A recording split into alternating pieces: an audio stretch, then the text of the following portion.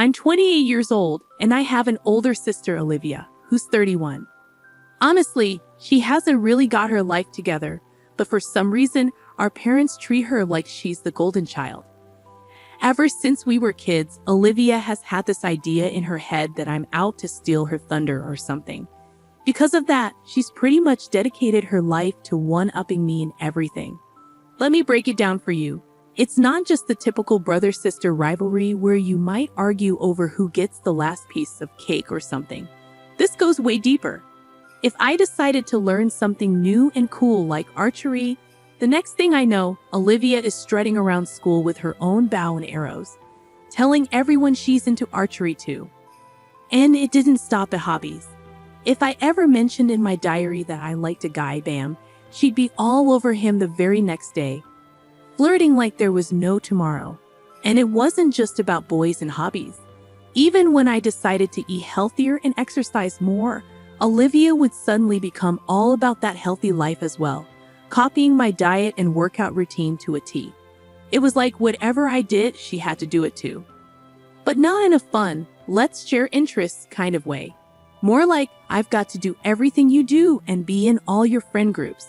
So yeah, if I made a new friend, you could bet Olivia would be right there trying to become their best friend too. So here's the thing. Olivia had this habit of copying me to the point where it felt like she was always trying to be better than me at everything I did. This whole copycat game started to really bug me because it felt like I couldn't have anything that was just mine. I tried talking to my parents about how much this bothered me, but they didn't get it. They would just say stuff like, "Oh, sisters copy each other all the time. It's normal." And they made it seem like I was being silly for wanting to keep some of my interests just to myself. But the real problem wasn't about copying. It was about how I felt like I couldn't have my own space to enjoy the things I liked without Olivia turning it into some sort of competition. It wasn't fun for me. I didn't want to be in a constant battle over who could do something better. I just wanted to chill and do my thing, but Olivia always had to make everything into this big deal where she had to outdo me. To make things even more annoying, it seemed like my parents were always cheering for Olivia, even when I was the one who really cared about whatever we were doing. They would never miss any event or thing Olivia was part of, even if it meant taking time off work. But when it was my turn, suddenly their schedules were too packed, and my stuff didn't seem to matter as much to them. It felt like they were always making a bigger fuss over her achievements and kind of just brushing mine aside.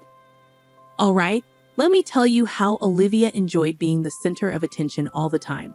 She used every chance she got to rub it in my face how much our parents seemed to favor her over me. She'd whisper mean things to me when we were near our parents, and if I showed any sign of getting upset, she'd act all innocent, pretending she didn't know why I was bothered. But when we were alone, she'd be even meaner, telling me I should just disappear because nobody would even notice I was gone. Olivia would also tell me to stop being sad about always being in second place to her in everything. But her mean behavior didn't stop with just words.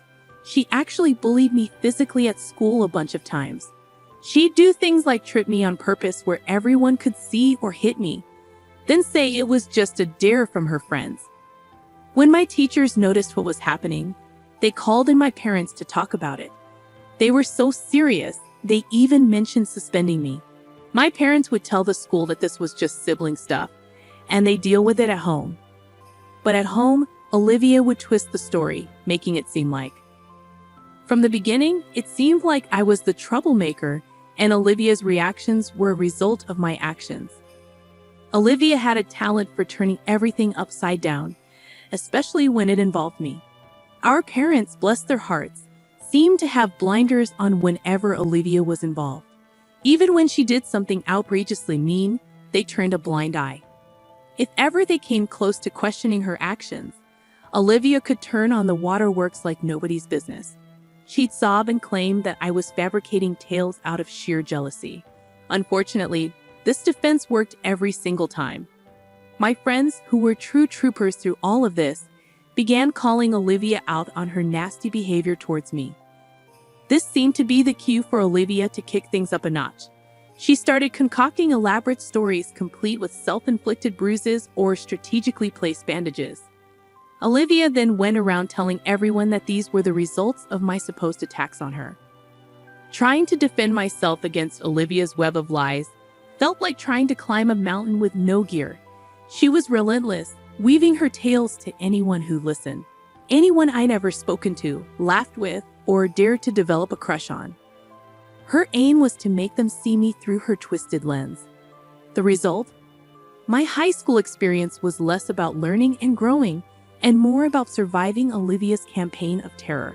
Just when I thought it couldn't get worse, it did. After Olivia finished high school and took a gap year due to low grades for college admission, I was ready to start my own college journey. Through hard work and maybe a sprinkle of luck, I landed enough scholarships to cover my tuition. I was proud, relieved even. But then the bombshell dropped. In a casual conversation, my parents let slip that they had been saving up for both our college funds. Since I didn't need my share, they decided to funnel everything, including the money earmarked for me, into Olivia's bottomless pit of needs. There it was, the harsh truth laid bare.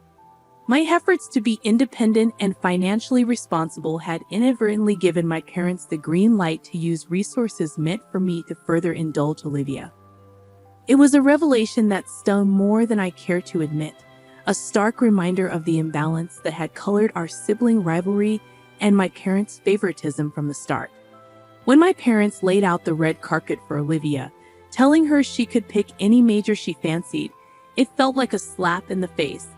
But the real kicker came when I discovered that my parents were planning to allocate all the college savings, including the stash intended for me, to Olivia. I was furious. I tried reasoning with them, suggesting that we keep my college fund separate for potential future needs like starting a business or even for my wedding. However, the conversation didn't go as planned. They hit me with the "it's our money, and we'll spend it how we like" speech, insisting that Olivia needed it more than I did. Despite my attempts to argue, they weren't receptive and told me it was time to learn to fend for myself. That night, I cried myself to sleep, feeling like no matter what I did, Olivia would always be the golden child, and I'd remain a mere family footnote. As college move-in day approached, I packed up my life, making sure I took everything to avoid any reason to return home. Predictably, my parents didn't lift a finger to help me move. Their absence had become more expected than shocking by then. During those low moments, feeling like I was on my own, I crossed paths with Adam at one of the college's welcome events. He was like a ray of sunshine piercing through the clouds of my gloomy world. His kindness and easygoing smile were genuinely uplifting. Meeting Adam felt like turning a new leaf, leaving behind the stifling air of my family drama for something, or rather someone, incredibly uplifting. As time went on, Adam became an amazing friend, always there for me like a rock. He listened without making me feel bad, providing comfort when everything felt overwhelming. Around Christmas, when my parents were hosting a big party and wanted me to come home, the idea of dealing with the drama alone was unappealing. So I decided to bring Adam along, thinking it would be the perfect time for my family to meet him. I informed my folks in advance, letting them know that Adam and I would stay in our own space but join everyone for the big dinner. When we showed up, I could tell my parents were taken aback to see Adam. Their old-school views led to snap judgments based on appearances. But I was prepared. I had filled Adam in on my family, and he charmed everyone with his usual charisma, even catching my mom off guard with a bouquet of flowers. That night, Adam became the star of the show, dropping clever jokes and being his awesome self. He won everyone over with his friendliness, making a sweet speech thanking my parents for letting him join our family gathering. It was cool to see my cousins jokingly ask if he had any brothers, and I was genuinely glad to witness everyone taking to my boyfriend so well. However, I couldn't help but notice Olivia looking extremely annoyed, brewing in her own anger as the evening progressed. Olivia started drinking excessively and whispered things to some of our relatives. It was evident that she wasn't happy about Adam being there and seemed to be plotting something. Right in the middle of dinner, she blurted out loudly, asking me if Adam and I were serious. The sudden question made everyone stop and look at us. Without hesitation, I grabbed Adam's hand and affirmed that we were indeed serious about each other. However, Olivia, with a smug look on her face, suggested that maybe I should consider being with someone who fits our family's traditions better, implying that Adam wasn't a good match because he was different. Her comment was not only rude but also racist, making many people at the dinner feel uncomfortable due to her openly judgmental behavior. Trying to act sneaky, Olivia suggested that I should think about how different our cultures were, essentially implying that I should be with someone who aligns better with our family's way of doing things. Hearing her say that infuriated me, and I was about to let her have it. However, Adam, who didn't seem bothered by her mean words, just smiled and calmly told her that he's as American as anyone else in the room because he was born here. He shared that his great-grandparents came to America a long time ago and that his family has always taught him to respect all different cultures and beliefs. While I was upset that Adam had to defend himself to my family, the way he handled Olivia's nasty remarks only strengthened my certainty that he was the perfect guy for me. After Adam stood up for himself, nobody was thinking too highly of Olivia. People didn't appreciate how she tried to call out my boyfriend in front of everyone. For the rest of the evening, Olivia sat by herself, looking angry and sipping on her drink. Especially after we all went back to college, I was so fed up with her behavior that I sent her a lengthy text, expressing my embarrassment to call her my sister and hoping she would stay out of my life. I didn't even want people to know we were related. She responded with a short text that simply said, "Same here, since that big argument." I haven't spoken to Olivia at all. Adam and I successfully completed college and now both hold excellent jobs. 3 years ago, we decided to tie the knot. I invited my parents to the wedding, but made it clear that Olivia wasn't welcome. Despite my mom's attempts to change my mind, I wanted our wedding to be truly special and extravagant. My parents were quite shocked by how amazing everything looked. My mom was blown away, and my dad, who typically doesn't say much, remained silent throughout the ceremony. Our guests, including friends and Adam's family, got to meet my parents. It didn't take long for everyone to notice the stark contrast in wealth between Adam's family and mine. After the wedding, my parents approached me, expressing surprise at the amount spent on the event and the wealth of Adam's family. My mom was curious about how we could afford such an extravagant wedding, and I assured her that Adam and I were doing well for ourselves. I wanted them to understand that our decision to get married wasn't solely based on financial considerations. Looking back, I realized it might have been a mistake to disclose so much about our financial situation to my parents. 2 years ago, my parents unexpectedly reached out for help. They explained that my dad had retired and they had depleted their savings on home renovations. They asked if I could lend them a hand with money, a surprising request considering their usual behavior. Despite feeling like I didn't quite fit in with my family, it felt somewhat comforting to be the one they turned to. They requested $3,000 every month, which would cover their bills and increasing medical costs as they aged. At that time, I was doing well at work, and Adam and I were in a good financial position. Without much hesitation, I agreed, considering it my duty to assist my parents in their time of need. When Adam learned about the substantial monthly contribution, he was taken aback. He pointed out that $3,000 was a significant amount for them to request. Despite the financial strain, Adam and I were determined to help my parents, making the monthly transfers a routine. I never delved into the specifics of how they were using the funds during this period. I started feeling like there was an improvement in my relationship with my parents. Although I wasn't certain whether their niceness was genuine or just a reaction to the financial support they were receiving, it seemed like we were genuinely connecting. I entertained the idea of letting go of our challenging past and beginning anew, hoping for a happier future together.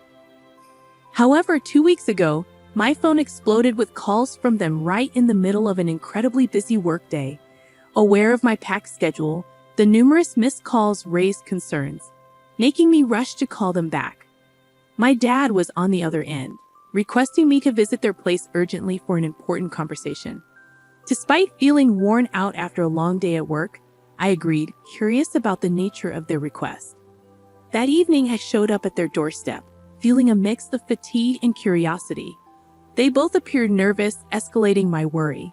When I inquired about their well-being, they began the conversation by expressing gratitude for the financial support I had been providing. Bewildered, I sat there as my mom disclosed some unexpected news. She revealed that my sister Olivia, whom I didn't even know was married, was attempting to start a family. Olivia had been struggling with infertility for a considerable period, and her journey had been challenging. After facing a miscarriage, Olivia was now exploring IVF, a costly medical procedure. They needed $25,000 to cover the expenses, and then they looked at me, expecting something. They conveyed that, being Olivia's sister, it was my responsibility to contribute and support her. They emphasized the idea of family standing together in times of need. Listening to their request, I was completely taken aback. The notion that I should provide such a substantial amount for Olivia, especially considering our turbulent relationship, was mind-boggling. I reminded them of the strained dynamic between Olivia and me, emphasizing the difficulties she had caused during our upbringing.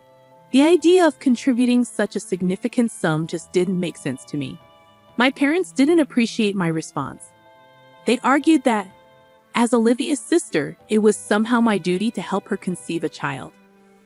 They even suggested that, since I didn't have children of my own, the least I could do was assist in bringing a grandchild into the family to foster reconciliation. I expressed my sympathy for Olivia's struggles but made it clear that I wouldn't simply hand over money as a gift. I offered to lend her the $25,000, but insisted on a legal contract outlining the terms of repayment. This suggestion angered my parents, who yelled at me, deeming it rude to consider making Olivia sign a contract when I had ample money at my disposal. According to my mom, I was being selfish, and Olivia needed the money more than I did. Frustrated by their accusations, I asserted that I had worked hard for my money, had my own life and bills to attend to, and couldn't give away a substantial portion of my savings to someone who had mistreated me and with whom I hadn't communicated in ages. I made it clear that if they weren't okay with my conditions, they shouldn't expect further financial support from me. After my firm statement, my parents began yelling, claiming that my attitude was precisely why they had an issue with me, accusing me of always acting too proud and believing I was better than everyone else. Their sudden change in demeanor shocked me, considering their earlier pleas for money. Despite their attempt to make me feel guilty, I remained steadfast in my decision. However, suspicion crept in, prompting me to investigate the money I had been sending them. I excused myself to go to the bathroom, but instead, I quickly went to my parents' bedroom and found my dad's phone charging on the nightstand. Unable to ignore the bad feeling in my gut, I decided to look at his phone. What I discovered left me utterly shocked. Messages revealing that my dad had been sending $1,800 every month to my sister for the past 2 years. It felt like a massive betrayal, and the real issue was not just about the money. It was the fact that they had deceived and manipulated my feelings for 2 whole years. Overwhelmed by the revelation, I went back to confront my parents, not bothering to hide the hurt caused by their betrayal. I asked them directly what they had been doing with the $3,000 I sent them every month. Caught off guard, they stumbled over their words, attempting to figure out what to say. Unable to wait for an explanation, I confronted them about sending $1,800 every month to my sister. Their faces went pale, and after a few seconds of silence, they admitted to diverting a significant portion of the money. I sent Olivia their excuse was that she genuinely needed the money, and as her parents, they couldn't bear to see her struggle. Hearing this excuse infuriated me, and I questioned them about their disregard for my well-being. I asked them if they didn't think it was wrong to lie and take my money for 2 years. Their defense was based on Olivia's financial struggles, emphasizing that my sister and her husband didn't earn much. They tried to justify their actions by claiming that, given my lavish wedding and well-paying job, they believed taking money from me wouldn't significantly impact me. They even mentioned that it was initially Olivia's idea, but they went along with it, thinking they were doing the best for their kids. However, this only intensified my feelings of anger and disappointment. At that point, I had reached my limit. I declared that I wouldn't provide them with any more financial support and that I was done backing them financially. My parents responded with desperation and anger, insisting that I couldn't just stop helping the family when they needed me. I laughed off their pleas and left their house, experiencing a mix of emotions, including anger, sadness, and a sense of relief. Now, as I write this, my parents persistently call and beg me to reconsider, assuring me they won't take any more money if I don't completely cut them off. Despite their attempts to guilt-trip me, I stand firm in my decision. Update 1. I am incredibly grateful for the supportive messages I've received. The guilt from my family has weighed on me, but having someone as amazing as Adam in my life means a lot. I appreciate that people are finally listening to my childhood stories and believing them. Discussing this has been challenging, with some thinking I'm exaggerating, so thank you to everyone I've talked to. Adam is equally upset about my parents deceiving me, and we've decided not to let this happen again, regardless of their current circumstances. Meanwhile, my parents continue to call and text, apologizing, attempting to make me feel guilty, and begging me to change my mind. However, I remain steadfast in my decision to cut off contact with them. Update 2. It's been about 2 weeks since my last update, and something unexpected happened. Out of the blue, Olivia, my stepsister, messaged me. I was surprised because I didn't even know she had my number. Instead of apologizing, she sent me a mean and lengthy text, calling me selfish and childish, expressing her long-standing dislike for me. She even went so far as to label me a gold digger, making baseless accusations. Olivia claimed that I only married Adam for his money and insisted that I should share my wealth with our family because, well, we're family. She expressed regret for not being meaner to me during our childhood, hoping that it would have left a lasting impression on me. Reading her hurtful words brought back all the negative memories from my past, and I couldn't help but cry. When I showed Adam the message, he became furious and decided to take matters into his own hands. Adam initiated a group chat on Messenger with my parents, Olivia, and several relatives and cousins. He shared screenshots of Olivia's message and exposed the lies my parents and Olivia had been telling me for the past 2 years, including the bullying I endured during our childhood. The revelation sparked an intense response from our relatives, who were shocked by my parents' actions and appalled by Olivia's deceitfulness. In subsequent calls with family members, I disclosed more details about how my parents were diverting $1,800 every month to Olivia from the funds I believe were intended for them. The pressure from our relatives embarrassed my parents, who reached out, pleading with me to delete the group chat and pretend it never happened. However, Adam stood firm, refusing to let them off the hook. He warned them that any attempt to ask us for money again would result in legal action, hiring the best lawyers to take them to court. This threat scared them, and they refrained from contacting me.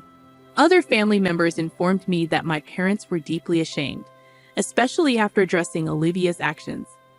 Despite their apologies and newfound awareness, I decided to keep them out of my life, focusing on happiness with Adam away from the drama. Update 3.